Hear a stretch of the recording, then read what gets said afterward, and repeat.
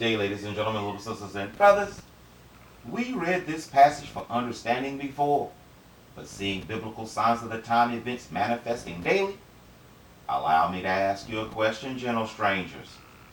When you read Psalms chapter 83, verse 2 through 4 in the Septuagint, what do you perceive?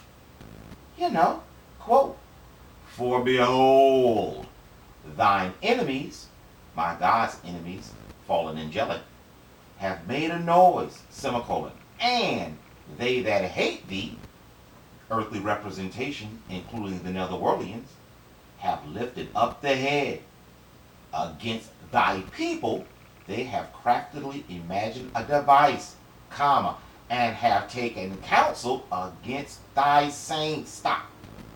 So as you can clearly and plainly hear, so far, the fallen angelic and their earthly representation are not only mad at my God, but they also have a comprehensive plan to not only ensnare the bulk of my God's people, but also have taken angelic counsel on how to kill his chosen saints. Those whose names were written in the book of life that my God say he is preserving. We know this understanding to be true because the scripture pinpoints the chosen next, for they are the only ones that matter. Quote, "They have said," personal quote, "come and let us utterly destroy them out of the nation, and let the name of Israel be remembered no more at all." Example, perceptional bingo. I perceive more and more every time I read it. But as far as this video is concerned, I perceive a three-pronged agenda. What is that three-pronged agenda, you ponder? 1. Ensnare the children of Israel. 2. Kill the chosen with the spirit of understanding within the ensnared. And 3. Because the bulk are not meant to understand, have the Israelis flip their name when they flip the earth, to have those with no understanding in bondage forever. I also perceive, since this is crunch time, they are in active pursuit of their endeavors, and seeing how many American colots know the name of Israel today, not to mention the scriptures do attest, they are gonna pull that trigger. But we're gonna escape it though. Don't worry about it, we're gonna escape it. To me, that can only mean their angelic council have given them a plan for mass destruction upon the colots in the near future. So saying that, on April 30th, 2019, National Holocaust Day in Israel, the nation with the official motto of "Rise up and kill first." Well, the Israeli news channel 13 ran an expose on Rabbi Gore Radler, the top rabbi in charge of the elite Sons of David military academy. This is a transcript of an answer asked in a lecture entitled "Relating to the Holocaust." Listen extremely closely. Your lives may depend on it. The question: how do you see the Holocaust?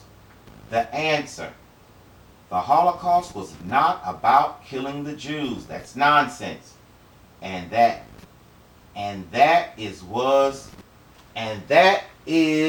was systematic and ideological, makes it more moral than random murder. Was systematic and ideological, makes it more moral than random murder.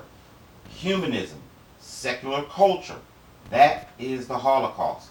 The real Holocaust is pluralism. To believe in man, that is the Holocaust. Stop. Wait a minute. I have heard this type of talk before. What's that, little Miss Ivy? Right. We heard the exact same type of extremist theology from the god uncle of Luciferian dominionism. Yep, Gary North, in his book entitled The Myth of Pluralism, page 87, when it said, quote, The long-term goal of Christians in politics should be to gain exclusive control over the franchise.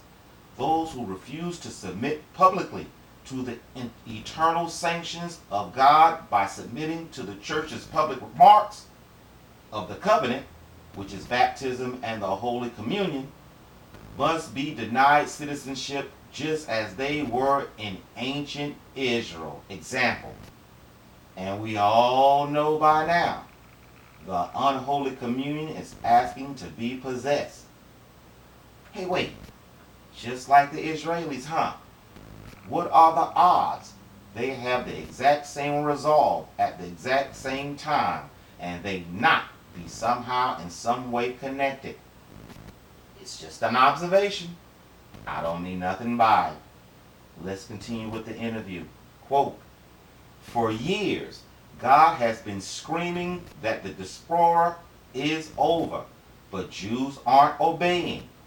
That is their disease that the Holocaust must cure. You heard that? That is the disease that the Holocaust must cure. The Nazi logic was internally consistent.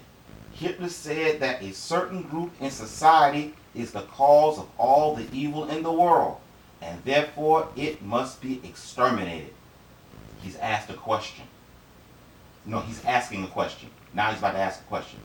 You think this ideology is illogical? Very bad? It sounds immoral? Was Moses as cruel and evil as Hitler? Somebody says no, and he replies, why not? There is only one evil in the world, hypocrisy. Why would you care how you were killed, with knives or with a gas chamber? Somebody tries to refute him, but he keeps going with the question. Quote, was Hitler righteous or not? Somebody says no, and he replied, Hitler was the most righteous. Of course Hitler was right in every word he said. His ideology was correct. There's masculinity, which is about respect and war, and there's femininity, which is soft and moral. Nazis said Jews were the latter and thus the enemy. Their only error was who was on which side. Example, bingo, wow! Did you hear that? Wow! While the simple only heard the validations of some black Hebrew Israelite doctrine, hopefully the chosen look beyond the simple to hear and perceive. The number one rabbi at the elite military academy is in the process of getting their minds right about committing genocide upon a particular people. And by him pointing out weaknesses and a nuisance on the global society as a description, we know their desire to rise and kill first are not those they already have in physically controlled. No, they're already controlled physically. No, the Palestinians are international bargaining chips with a $10 billion GDP and international friends who not only support the idea of they receiving their own autonomous statehood, but if the crap hits the fan, they would allow them to migrate for humanitarian reasons, etc. Besides, they are already shooting Palestinian children in the head without a care daily anyway. No. This type of prepping and subsequent student pushback is something different than their Greek-style killings. You remember that, right? So as you know, Esau controls the Israelis who control the Americans, Hezbollah, etc., and relay the angelic counsel around the world. Why all the puzzle faces, people? Remember the video where we discovered the Israelis do not own Jerusalem? They are only squatting there at the behest of the current owners. You know, Esau living within Jordan's borders. You remember, we read it in the scriptures and then backed it up when the present-day King Abdullah's dad stood on the Israeli Knesset floor and told the world Jerusalem was Jordan's second capital city. Hence, one of the real reasons why they are so desperate for the U.S. to recognize the Golan Heights as their own outright.